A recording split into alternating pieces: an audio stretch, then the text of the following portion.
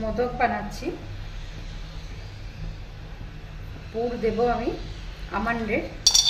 আমন্ডটা একটু dry roast করে নিচ্ছি, হালকা ঘিয়ের ছিটা দিয়ে ড্রাই রোস্ট করে নিচ্ছি।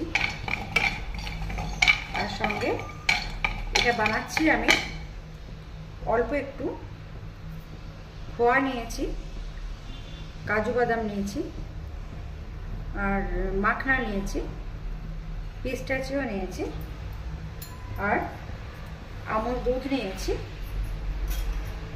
একটা আমি গুড় দিয়ে বানাবো আর একটা চিনি দিয়ে বানাবো। মাখনা, কাজু আর পিস্তাচিও আমি একসঙ্গে ড্রাই রোস্ট করে নিচ্ছি, অল্প সামান্য একটু ঘিয়ের ছিটা দিয়ে।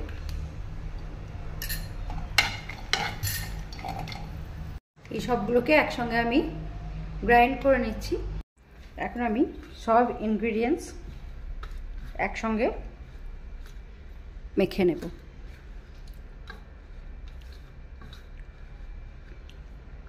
রোস্টেড কাজু, মাখনা আর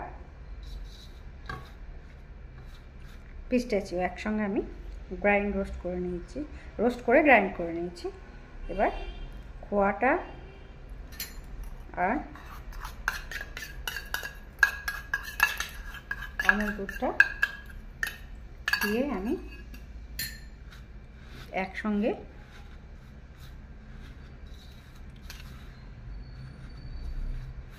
মেখে নেব।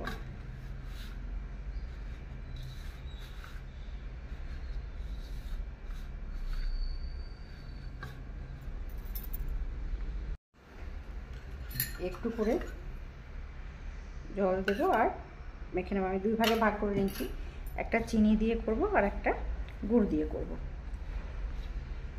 এরকম করে ভালো করে মেখে নিয়ে এর সাথে একটা গুড় দিয়ে মাখবো আমি। হাতে একটু ঘি মেখে নিলাম, ছোট ছোট করে আমি গোল করে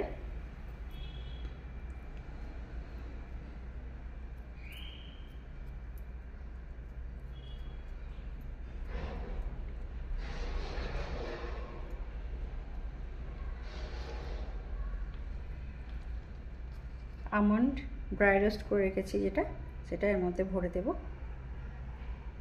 তারপর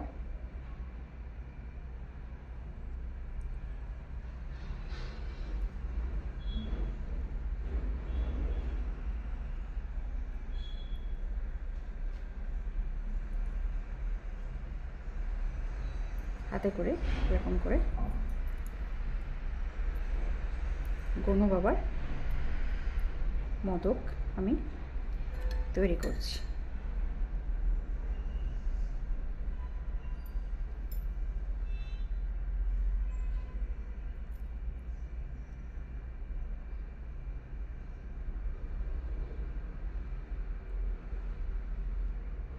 এরকম করে আপনারা বাড়িতে তৈরি করবেন, করে আমাকে জানাবেন। হ্যাঁ, এটা হচ্ছে গুড় দিয়ে, এটা হচ্ছে চিনি দিয়ে।